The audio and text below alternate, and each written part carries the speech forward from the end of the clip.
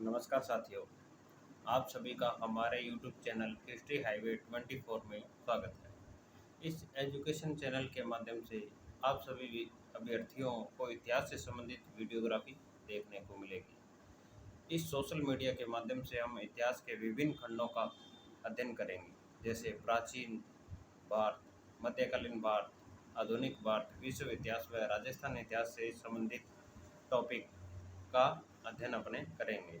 तो चलिए आपके अपने इस चैनल इतिहास राजमार्ग 24 के माध्यम से अध्ययन प्रारंभ करते हैं।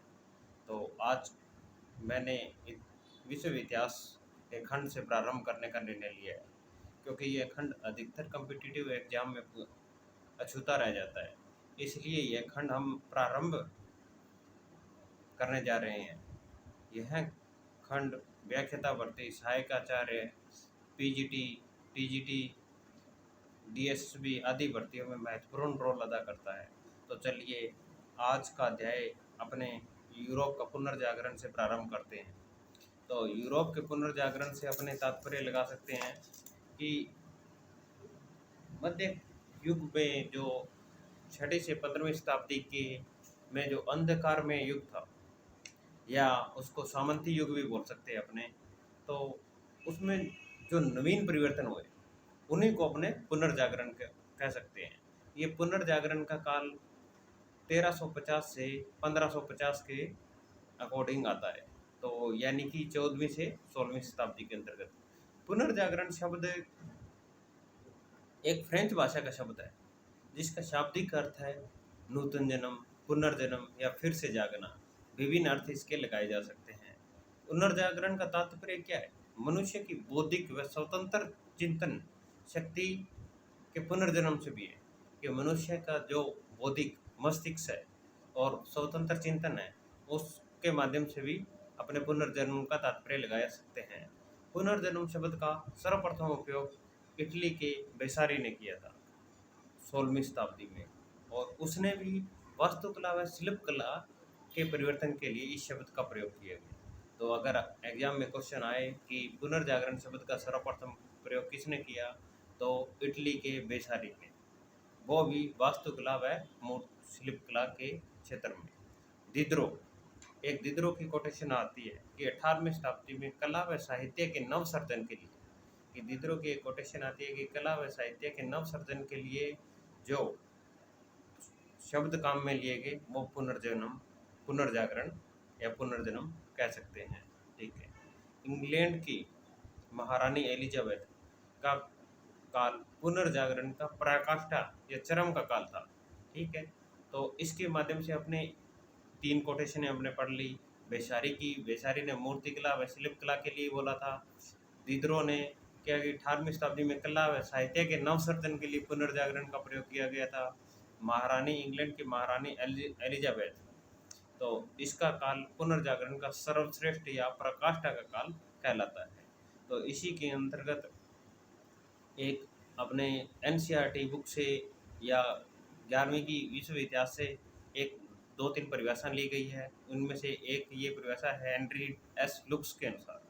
हेनरी एक्स लुक्स के अनुसार पुनर्जागरण से तात्पर्य मध्यकालीन जागरण के तरीकों में परिवर्तन से है, कि जो मध्यकालीन में जो विचारधाराएं चलती थी, तो उन्हीं में जो परिवर्तन आया वो पुनर्जागरण कहलाता था। जो 13वीं शताब्दी में इटली में विकसित हुए सांस्कृतिक परिवर्तनों से, जो 13वीं शताब्दी में इटली में विकसित हुए सांस्कृतिक परिवर्तनों से वह 16वीं शताब्दी में यूरोप के अन्य भागों में फैल गया। ठीक है। तो इसके बाद में फ्रांसीसी इतिहासकार एक आते हैं जूलियन मिसिलेट। ये इन्हें 2 व्यापक आयामों को बताया। जूलियन मिसिलेट ने 2 व्यापक आयामों को बताया। तो उसमें एक तो दुनिया की खोज और दूसरा मनुष्य की खोज। जूलियन मिसिलेट के आपने 2 कीवर्ड्स याद करने हैं कि इसने 2 व्यापक आयामों को बताया, एक तो दुनिया की खोज और दूसरी मनुष्य की खोज। ठीक है। तो इसके अंतर्गत हम पुनर्जागरण के जैसे कारण लें। पुनर्जागरण के कारणों में अपने को क्या देखने को मिलेगा, जैसे धर्म युद्ध, कि जो धर्म युद्ध थे, कि जो यूरोप की धरती पे जैसे धर्म युद्ध है, धर्म युद्धों का जैसे यूरोप में धर्म युद्धों को एक स्पेशल नाम से इंडिकेट किया जाता है, जिसे क्रूसेड कहा जाता है। क्रूसेड लगभग 1096 से 1295 के करीब हुए, यानी 11वीं से 13वीं शताब्दी तक। तो उसके बाद में जो धर्म युद्ध हुए, तो उन्होंने 11वीं से 13वीं शताब्दी उन्हें क्रूसेड कहा गया, ये आपको मालूम है। तो उनमें के यरूशलेम के सेल्जिक तुर्कों ने, यरूशलेम के सेल्जिक तुर्कों ने 1433 ईस्वी में, 1453 ईस्वी में, 1453 सॉरी, तो मेहनत तुर्क ने पूर्वी रोमन साम्राज्य की एक राजधानी थी बाइजेंटाइन, उस पे अधिकार कर लिया। ये एक पुनर्जागरण का प्रमुख कारण हो गया। व्यापारिक उन्नति हो गई, पुश्त दुनिया पर तुर्कों का अधिकार हो गया, भौगोलिक खोजों का प्रभाव हो गया, कागज व मुद्रण कला, मंगोल साम्राज्य का परिवार, पंडित पंथी व स्कोलिस्ट विचारधारा का प्रभाव। ये पंडित पंथी विचारधारा, ये स्कोलिस्ट विचारधारा का प्रभाव, इसका प्रभाव भी पुनर्जागरण पर महत्वपूर्ण रहा। ठीक है, तो ये कुछ पुनर्जागरण के कारण थे। तो अब पुनर्जागरण के अपने कारणों के बाद में पुनर्जागरण के प्रभाव देखते हैं। तो पुनर्जागरण के प्रभाव किसकी क्षेत्र पर पड़े? तो पुनर्जागरण के प्रभाव साहित्य के क्षेत्र में पड़े, साहित्य के क्षेत्र में पड़े, पुनर्जागरण कला के क्षेत्र में पड़े, चित्रकला के क्षेत्र में हुए, और भी पुनर्जागरण कालीन विज्ञान आदि क्षेत्रों में पुनर्जागरण के प्रभाव पड़े। तो हम सबसे पहले पुनर्जागरण के भौगोलिक जो प्रभाव थे उनके बारे में अपने चर्चा करेंगे। तो भौगोलिक खोजों एवं नवीन समुद्री मार्गों की जानकारी में पुर्तगाली सबसे आगे थे।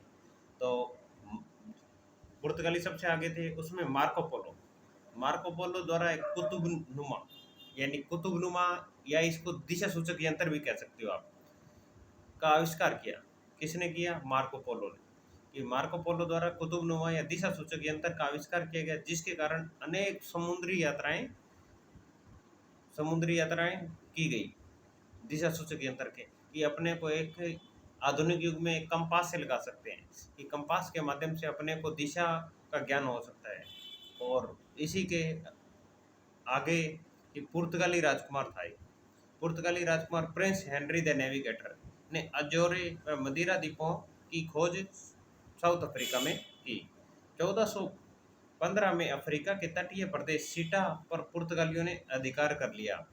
कि जो पुर्तगाली थे वो लगातार नए भौगोलिक खोजों की तरफ बढ़ रहे थे। ठीक है, 1486 में पुर्तगाली नाविक था एक बोर्थोलोम्यू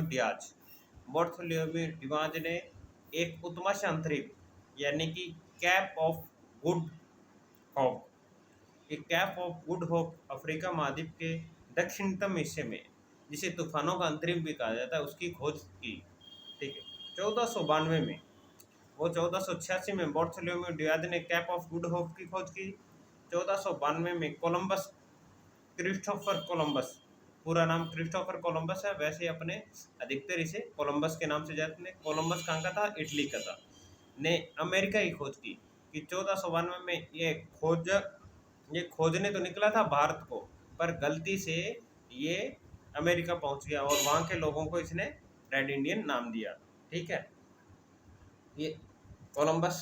उसके बाद में 1497 में जॉन केवट ने कोर्ट ब्रिटेन का पता लगाया। कि एक जॉन केवट था 1497 में, उसने कोर्ट ब्रिटेन का पता लगाया, वह लैब्राडोर व न्यू फाउंडलैंड का भी पता लगाया कि ये लैब्राडोर है और ये न्यू फाउंडलैंड है।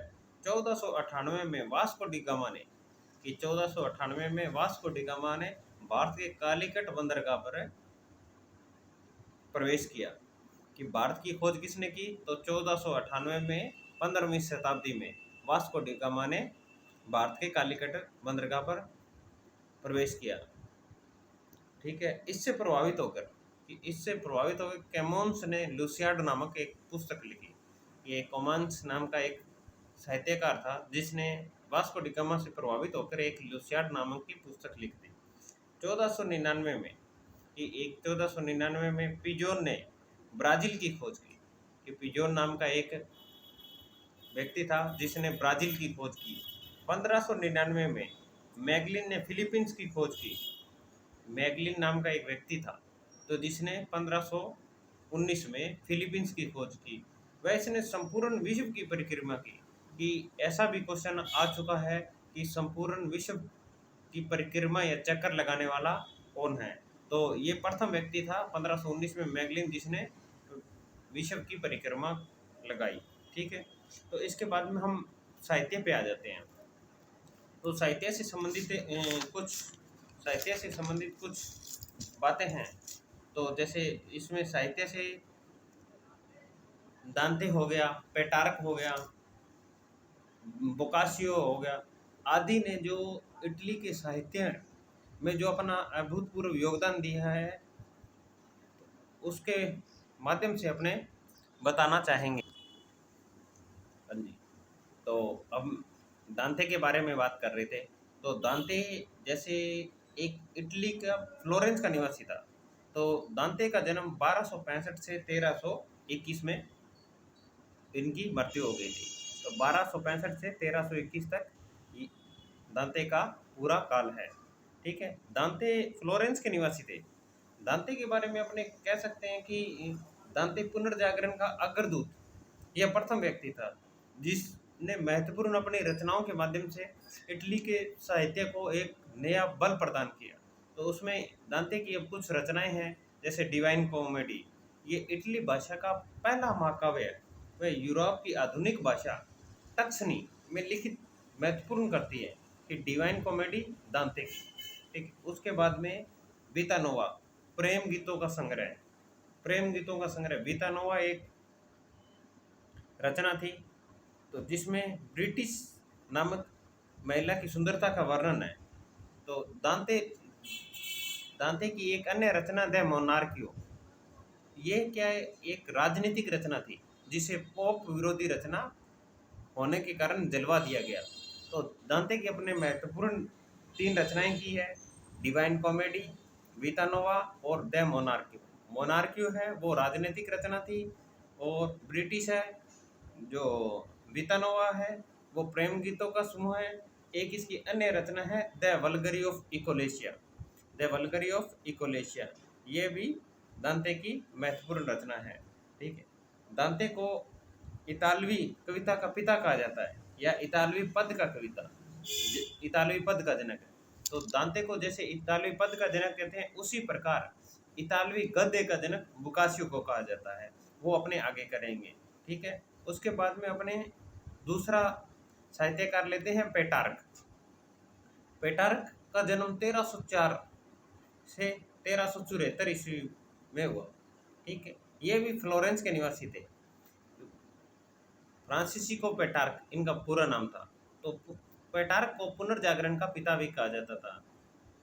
पेटार्क को पुनर्जागरण का पिता कहा जाता था। इनके क्या प्रथम रचना, इनकी प्रथम रचना कौन सी थी? Familiar letters. ध्यान रखें कि फेमिलियर लेटर्स है वो तो पेटार्क की है, और जो पर्शियन लेटर है यानी कि फारस के खत, वो रचना है मोंटेस्क्यू की। तो दोनों में अंतर है, फेमिलियन लेटर्स यानी कि आपके पेटार्क की, और पर्शियन लेटर्स मोंटेस्क्यू की। इसकी द्वितीय रचना है सोनेट्स, यानी कि 14 पंक्तियों की इसने एक छोटी कविता लिखी थी। आगे इस सोनेट्स के बड़ी भी कविता आएगी। तो ये छोटी कविता यानी कि 14 पंक्तियों का एक गीत था। भाषा थी इसकी टस्कनी, यानी कि जो आधुनिक विद्वानों की भाषा होती थी। तो इटली में क्या था कि लैटिन भाषा थी, वो जनसाधारण की भाषा न होकर विद्वानों की भाषा थी।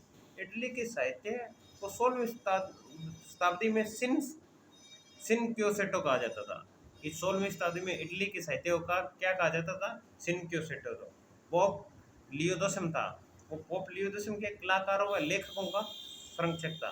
तो चलिए अपने फैमिलियन लेटर्स कर ली पेटार्क की, दूसरी सोनेट्स 14 पंक्तियों का एक गीत, तीसरा लाइट्स ऑफ इलस्ट्रियस मैन। ये 3 महत्वपूर्ण रचनाएं पेटार्क की थी। पेटार्क ने जो चतुष्पदी थी यानी कि सोनेट्स थी। ठीक है। पेटार्क ने एक लोरो नामक महिला की सुंदरता का भी वर्णन किया है। ब्रिटिश नामक महिला का सुंदरता का वर्णन तो किया है दांते ने, जो अपनी उसकी रचना कौन थी? वितानोवा। और जो लोरो नामक महिला की सुंदरता का वर्णन किया है पेटार्क ने। अब तीसरा साहित्यकार लेंगे हम बोकाशियो। तो गियोवानो बोकासियो, बोकासियो के बारे में मैंने आपको अभी पहले एक चीज़ बताई थी कि इतालवी पद का जनक तो है दांते और इतालवी गद्य का जनक है बोकासियो। बोकासियो की एक सर्वश्रेष्ठ रचना है डेकेमेरोन 1348 में। इसमें 100 छोटी-छोटी कहानियों का संग्रह है कि बोकासियो की रचना कौन-सी है? डेकेमेरोन। मेरोन इसमें क्या है? 100 छोटी-छोटी कहानियों का संग्रह है और एक ब्लैक डेथ नामक महामारी जो यूरोप में फैली थी उसका भी वर्णन है। ये इस महामारी का कार्यकाल 1348 से 1351 के बीच था, ठीक है? और इसकी दूसरी रचना फियामेटा, यह कृति उपन्यास की पूर्वगामी मानी जाती है कि एक फियामेटा इसके नाम की रचना थी, वो उपन्यास की पूर्वगामी मानी जाती है। तीसरी रचना है genealogy of God, genealogy of gods, cardinal Bessarion है जो 800 पांडुलिपि लेकर इटली में आया था। अब अपने अगले साहित्यकार की बात करते हैं, इरेस्मस। इरेस्मस तो पहले तीन तो क्या थे? फ्लोरेंस के निवासी थे, दांते थे, पेटारक थे और बोकासियो थे, ठीक है? अब आएगा इसका पूरा नाम है डेसिडेरियस इरेस्मस। ये जैसा कि नाम से विदित है कि ये पोलैंड का निवासी है, डच लेखक था, ये मानवतावादी डच लेखक था। सर्वप्रथम इस लेखक ने ईसा को ऐतिहासिक स्वरूप प्रदान किया। ये यूरोप का प्रथम व्यक्ति था, प्रथम व्यक्ति या प्रथम विद्वान व्यक्ति आप कह सकते हैं। तो इसको मानवतावादियों का राजकुमार कहा जाता था। मानवतावाद का जनक तो पेटारक को बोला जाता है और मानवतावादियों का राजकुमार वो इरेस्मस को कहा जाता है। इसका एक उपनाम प्रबुद्ध डरपोक विद्वान भी था। ये एक उपनाम क्या था? प्रबुद्ध डरपोक विद्वान। इसकी एक कोटेशन आती है कि मेरा हृदय कैथोलिक है किंतु पेट लूथरवादी है।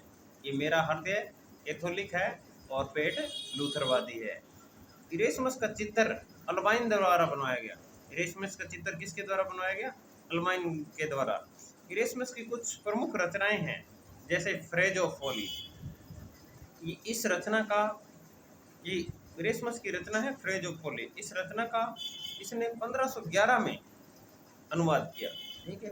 फ्रेज ऑफ फॉली का शाब्दिक अर्थ होता है मूर्खता की प्रशंसा। तो इसमें व्यंग्यात्मक शैली में लिखा गया है। इसमें माना जाता है कि लूथर की क्रोध की अपेक्षा इरेस्मस के उपहासों ने पोप को अत्यधिक हानि पहुंचाई। कि जो ये रचना थी फ्रेज ऑफ फॉली, इसमें जो कार्य लूथर ने पोप को नुकसान पहुंचाने के लिए किया उससे अधिक इस रचना ने पोप को अत्यधिक नुकसान पहुंचाया। दूसरी इसकी रचना है न्यू टेस्टामेंट जो 1516 में नवीन संस्करण इसने प्रस्तुत किया। इसमें ईसाइयत के मूल सिद्धांतों की सात्विक व्याख्या की गई है, ठीक है? 1515 ईस्वी में बाइबल का लैटिन अनुवाद भी इरेस्मस ने किया और इसकी एक अन्य कृति है ओलोलोक्विज इसकी अनेक अन्य कृति भी है, ठीक है?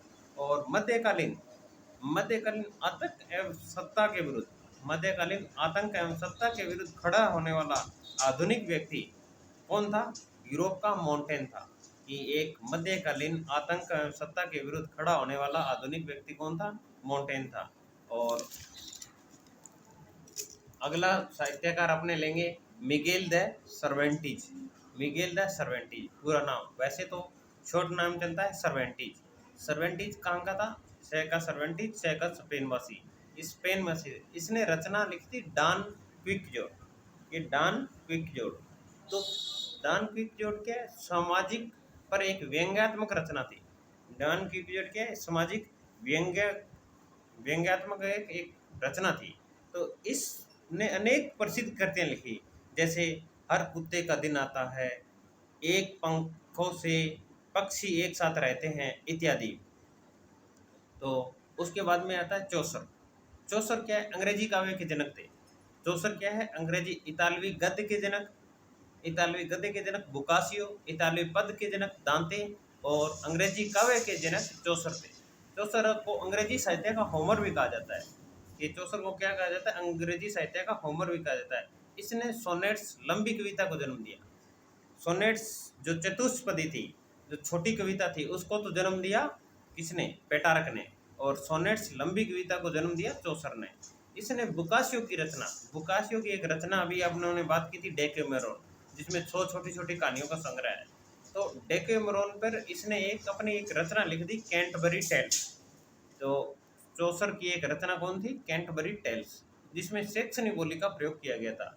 एक था बेन जॉनसन, एक साहित्यकार था बेन जॉनसन। अंग्रेजी साहित्य के पुनर्जागरण की समाप्ति इसके समय हुई कि जो अंग्रेजी साहित्य चला आ रहा था यूरोप में, तो उसकी समाप्ति, उस साहित्य की समाप्ति बेन जॉनसन के समय हुई थी।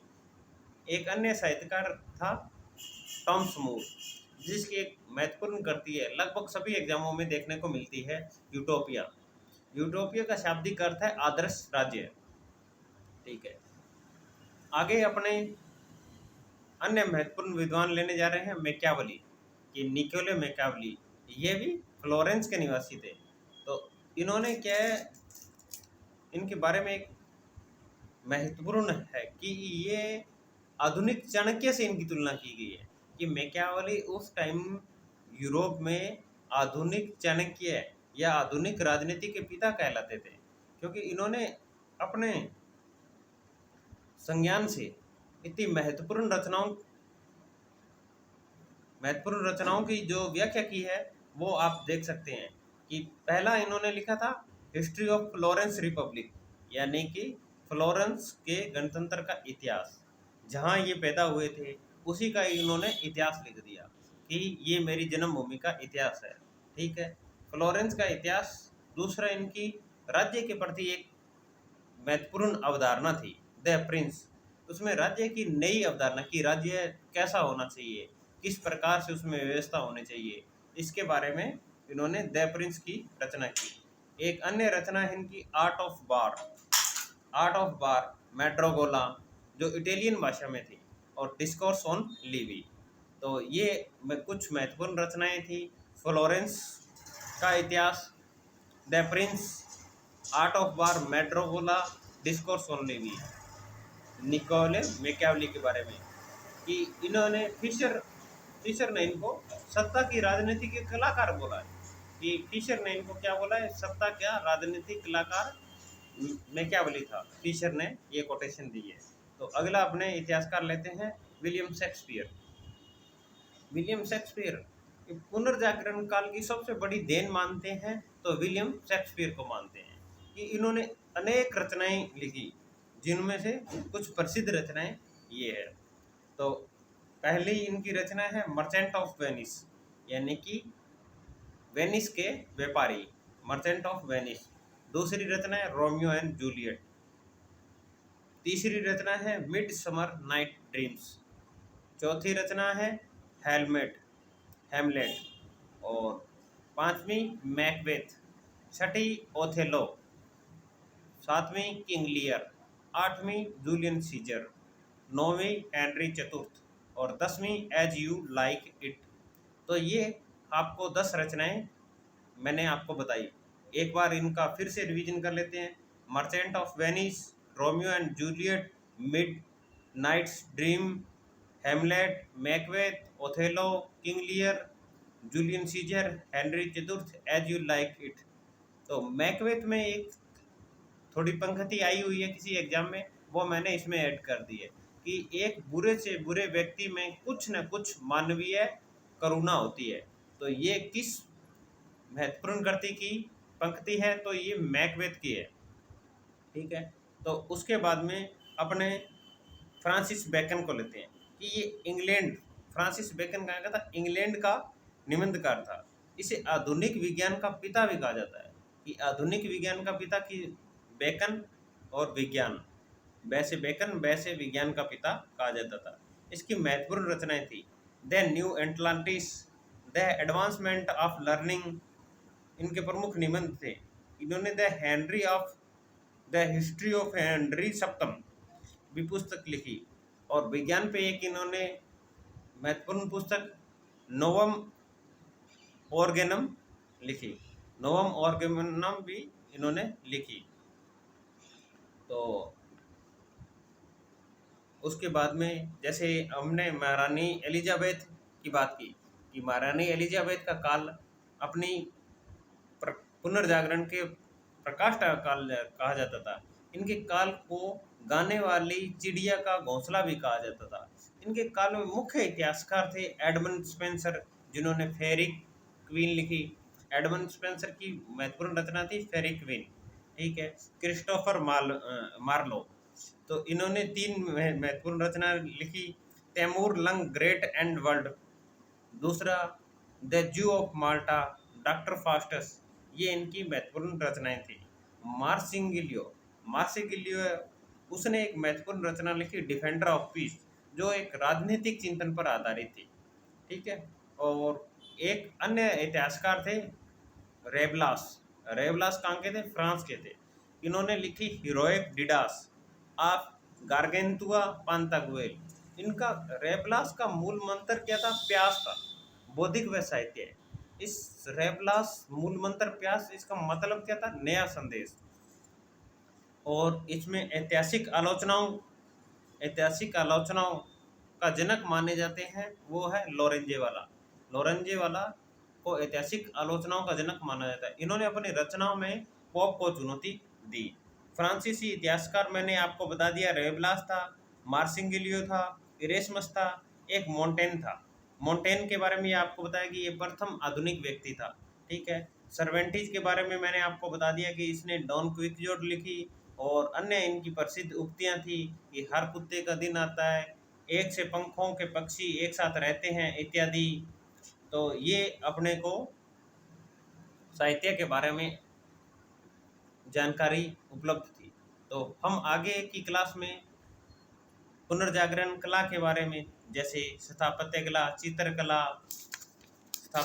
चित्रकला, मूर्तिकला, संगीत कला के बारे में बात करेंगे, और कुछ भौगोलिक खोजें वह पुनर्जागरण विज्ञान के बारे में देखेंगे। धन्यवाद।